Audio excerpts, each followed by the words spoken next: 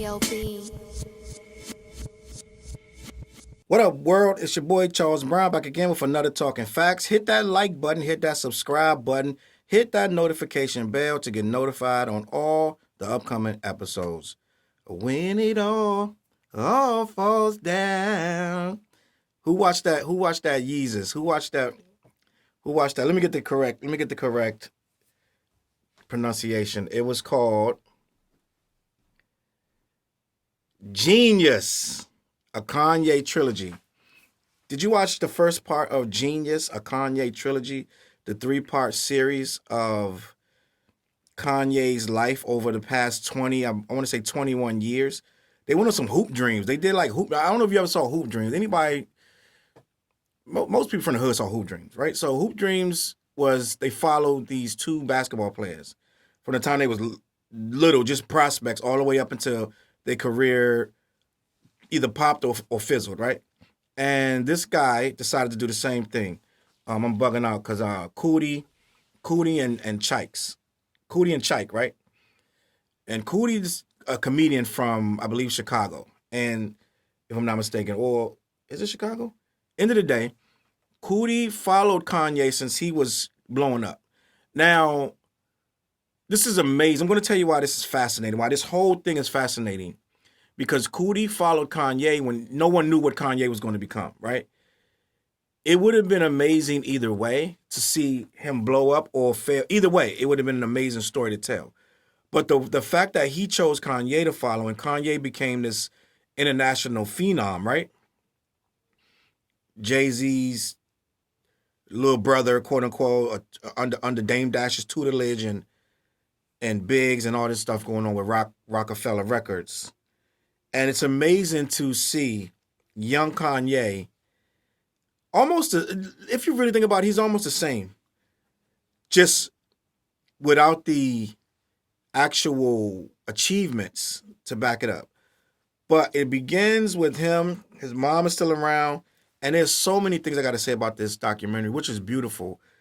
Because the Kanye we got right now, in a way, is that kid, but he's strayed so far from that kid in other ideological ways, right? That they're almost not the same person, but you can still see moments of Kanye, right? So let me explain. So Kanye, at that moment, with actual, this is part one. They're gonna have 2 more parts, and I'm gonna react to both of those as well. But this is part one, and you see a young Kanye with his mom. Mom is super supportive. Like, everybody needs a mom like this. And to be honest with you, in the hood, most moms are like this, to be honest with you. Even the most foul-mouthed rapper, his mom's going to be rocking with him. If that's what he chooses, and she realizes this is what it is, I can't change this kid. He wants to be a rapper. This is what he does. So they're going to support him. So a lot of moms, yeah, you're going to have the moms like, you need to get a job, da-da-da. But at this point, Kanye was making money from rap. He was making beats for sale. So he was making money, so it was a job. So she was supporting his career. But it was beautiful to see her know his verses and to see her giving him advice and things like that, because he was still young, trying to find his way. And it seemed like he listened to his mom. And I don't think we put enough on how much his mom's death really, really hurt this guy and his development. Right? Even though he was grown, he was still not ready to deal with a lot of things that he's dealing with now. And a lot of stuff that I believe he's going through, he probably wouldn't even be going through if his mom was around. They was just that close. They just seemed to be that close. And they just seemed to be, she grounded him so much that once she passed, I think the grounding floated out the window, and we got this guy right now. But it was beautiful to see her love for him. She was saying his verses, bringing up verses he had forgot. That's how much she really, really cared about her son. And a single mom just does that. And I know a lot of artists, right? Their mom, so my mom worked a lot, so she wasn't at shows and things like that. But I know a lot of artists who mom was their first ticket that they sold to a show. Their mom was the first one that bought a seat at their first show, and they came and supported them. I don't know a rapper that hasn't had their mom at the show, in the crowd, supporting them, screaming for them. So this is what a lot of black moms do for their artists, right? For not their artists, their sons, right? And she was no different. But it was beautiful to see it anyway, because we never saw the closeness, right? And we got to see Kanye at his most vulnerable, but even in his vulnerability, you could see that he still had the confidence. His mother was pushing him to be confident, but she also was like, level it out a little bit. Don't be too confident. The quote that she used was, when a giant looks in the mirror, he sees nothing. And when she first said it, you couldn't understand what she was trying to say. But as she broke it down, she's like, a giant don't see anything. Everybody else looking at the giant sees the giant. But the giant looks in the mirror, he don't see anything because he is a giant and he may not be seeing how big he is. You know what I'm saying? He may not be seeing, he may not see how important he is to other people. So in a lot of ways, he's still trying to be a giant when he already is, right? He's trying to do all these things. Look at me, I'm a giant, I'm a giant, I'm a giant, screaming from the mountaintops with all his might to be seen, but he's already that. So he doesn't have to yell it so much, right? That's what she's trying to tell him. She's trying to tell him, you don't got to yell so much about how great you are. You can be humble with this and still be what you are destined to be, right? And that was a beautiful sentiment to have a mom sit down with her son, right? Also, the thing with Doug Infinite, right? To see that Doug flipped on him and did a diss record. Now, this is the thing that you got to understand about Kanye. No matter how big he is, to this day, that's going to hurt, right? What people don't understand is a lot of people, Drake, Jay-Z, Nas, a lot of people coming up used to go to these little spots, little showcase venues, and they had a rapper they felt was bigger than them, right? They had a DJ or producer who was just big, huge to them. Like me, for me, back in DC, it was DJ Kool was the biggest thing, right? Now anybody like DJ Kool ain't had a record in 30 years. Let me clear my throat. Da da da da da da. Oh, you put that on a party right now, it's still popping, but that was like 30 years ago, right? Everybody has somebody in their city that they revere to a degree that's like an idol. So Kanye, even though Kanye became what he became today, at that time, and he was already, be honest with you, he was already bigger than Doug Infinite. He was already bigger than him. But that was his idol. So for Doug Infinite to write a diss song, and when you listen to Doug Infinite, and we listen to his explanation, right? And why he wrote the diss song about Kanye and put it to the radio, you gotta think this radio station was the biggest thing at the time. This was it. Like every city got that one channel, that one station that everything funnels through. So when he went on that station and diss Kanye, who's trying to get his own name out there, you know what I'm saying? He makes a record and diss Kanye. That's family business. You just put it out there. But he explains it that Kanye goes in a magazine interview, which he had no control over, and didn't mention him, right? He mentioned the other guy, No ID, but he didn't mention Doug Inf. According to Doug Inf. And Kanye said, man, I did mention you. The magazine author, I mean the author of the article took your name out. They didn't use that. So it's not my fault. But Doug Inf got mad, right? And went and made a whole record dissing Kanye, went up on the station talking junk about Kanye. Basically like he forgot where he came from, this and that, whatever the case may be. And they were telling Kanye the hate going to come, and that's exactly what happened. It's lame. I don't know if to this day they figured it out and worked it out or whatever, but that's literally lame. That's literally the definition of hate, because the simple fact is, if you his big bro, if you're the guy he's looking up to, and he's clearly, you're an idol to him, you're dissing him to put yourself in that conversation, right? Especially when he comes to the car and you want to dap him up and explain what happened. That's not real beef. You just wanted to insert yourself into his moment. And I thought that was super lame. I'm like, yo, what should have happened is when he came home, he should have been like, yay, what up, bro? You didn't mention me in the article. I'm the one that taught you to make these beats. You never mentioned me. You don't make a whole diss record. He said he had just seen this guy.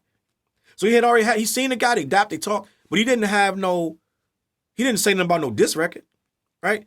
And to me, that's why a lot of these diss records and a lot of these people doing them is frauds, because many times it's jealousy. It ain't no real problem with the person. It's that you want to be in their position, right? And a lot of times you see bigger artists, they won't make no diss records no more because they already where they want to be. They don't need to diss you. They're not trying to get your spot, right? Jay-Z dissed Nas because he wanted that spot. Nas was highly considered at the time, right? Nas said it. To be the king, you gotta take out Nas. So no matter how much love Jay was getting, Nas was always gonna be there. End of the day, they're gonna be saying who's better, Jay-Z, Nas. Biggie was gone, so it wasn't no comparing Biggie. You can't compare Biggie no more. Biggie out of here. Nas and Jay-Z still around, so they had to compare them. So at the end of the day, Nas would refuse. He was refusing to work with Jay on the level that he wanted to get with. So it's like, you gonna rock with me, or I'm gonna go at you and try to take you out. And he almost took him out. So that's what the thing is. People make these diss records out of jealousy, right? It's usually not a real beef. So when Doug Inf saw this guy, he didn't say nothing about whatever he had a problem with. He didn't make the record because he had a problem with him. He made a record because he wanted to be in that spot that Ye was in. He wanted that shine that Ye was in. And so he goes and tells Ye, oh, this thing, you the first one to break out, bruh. Right there, that's jealousy number one. You telling the guy you the first one to break out. Congratulate him. Don't chastise him talking about you ain't mention me. Why should he? Man, you don't need it. He broke out. I don't care how many beats you taught him how to make. At the end of the day, he made them, right? He the one went to New York. You didn't. He the one got signed. You didn't. He the one got plugged in. You didn't. So there's no reason for you to make a diss record about this man, right? End of the day, you was wrong. It was wrong. It was hate. And we saw it on full display. And Kanye dealt with it like a man. You could tell he was hurt. Like if you look at the camera, every single scene after that, Ye head is down, his shoulder slumped. He walking, he think about it was hurt. It hurt him, bro. I wouldn't be surprised he cried that night. He went to see his mom. His mom cheered him up a little bit, but I wouldn't be surprised he cried that night because he revered this guy so much. He really loved this guy, right?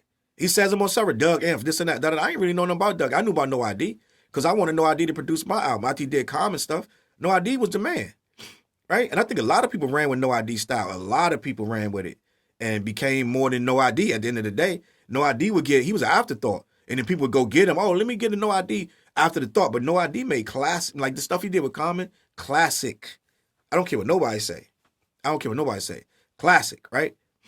And until Ye came along and did beef for Common, Common was out of here, right? Without No ID. So, yeah, it's a whole lineage in Chicago, and No ID is at the top of it.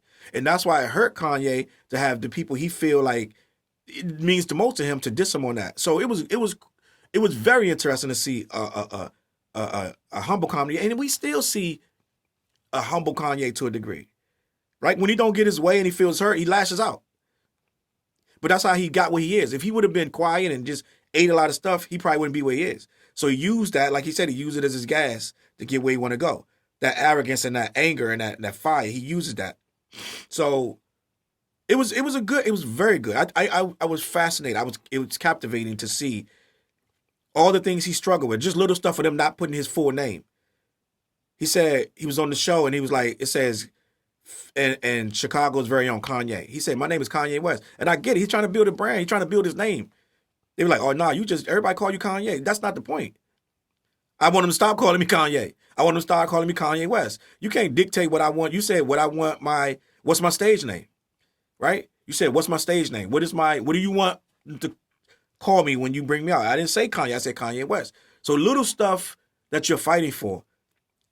You know what I'm saying? And we got to see that, and that was amazing that it was so much footage. So shout outs to Cootie, right?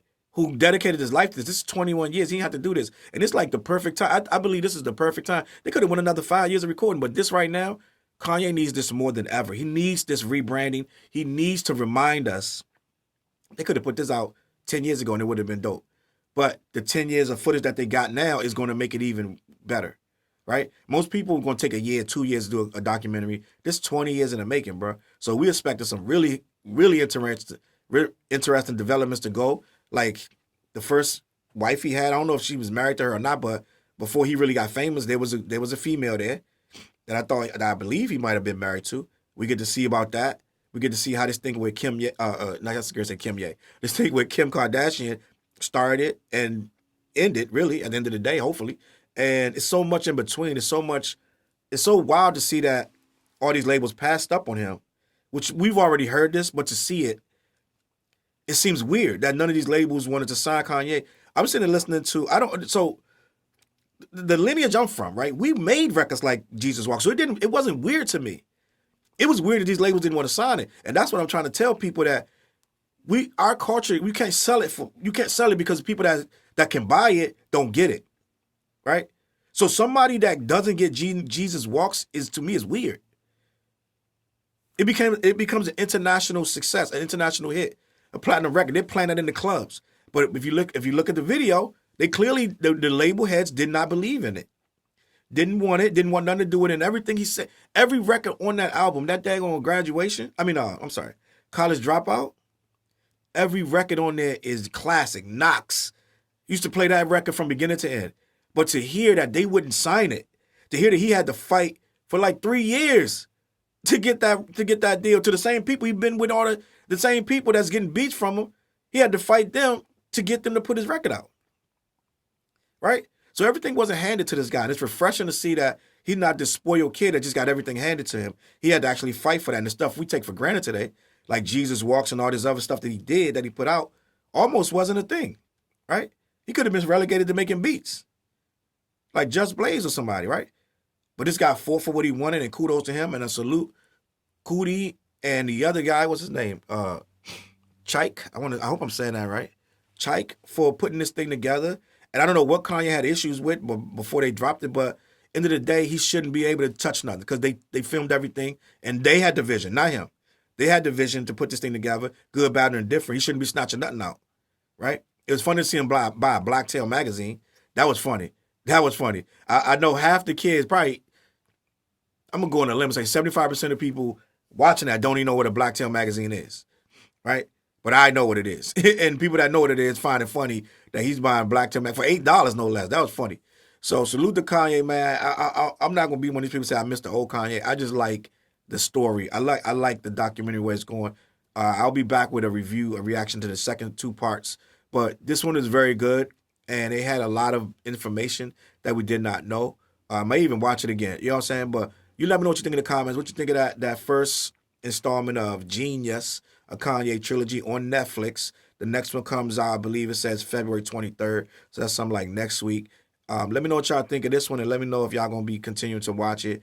And yeah, man, CLBMG.com. Go over there and check out the new music. We got a new podcast called Clash, the podcast with me, Dante, and Fliz. That's gaining steam. We do that live every week on Facebook. We're going to make some changes to that, so make sure you check that out. Go check out my joint with 4 Eyes, the Ugly Professor. He did the beats, I did the raps. It's called Force Multiply. It's on all streaming platforms, and I give it up on that. That one is a really good album, but not no sucker. Sucker's going to hate it. All right, I'm going to catch y'all on that flip side. Peace.